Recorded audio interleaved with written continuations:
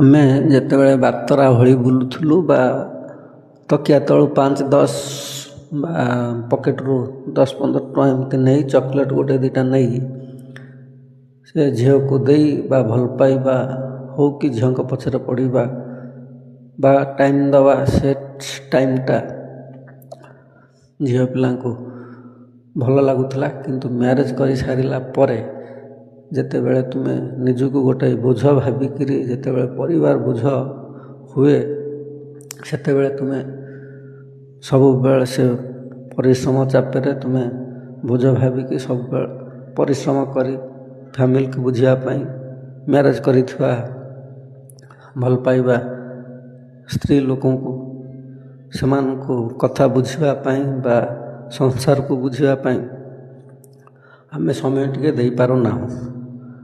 ତା ମାନେ ନୁହେଁ ଯେ ଆଗେ ବା ନହେଲା ବେଳେ ଯେତିକି ଭଲ ପାଇବାଟା ଦେଉଥିଲୁ, ଏବେ ସେ ଭଲ ପାଇବାଟା ନାହିଁ ବୋଲିକି କେବେ ଭାବିବ ନାହିଁ। କାହିଁକିନା ସେତେବେଳେ ବାତରା ହେଇକି ବୁଲିକି ତୁମକୁ ଟାଇମ୍ ଦେଉଥିଲେ, କିନ୍ତୁ ଯେତେବେଳେ ନିଜ ଉପରେ ବୋଝଟା ଆସେ ସେ ସମୟରେ ଯେମିତି ପରିସ୍ଥିତି ଆସେ, ତା ମାନେ ନୁହେଁ ଯେ କେହି କାହାକୁ ଭଲ ପାଇବା ଦେଇପାରୁନାହାନ୍ତି। ସେଟା ନିଜେ ବୁଝିବା ଦରକାର।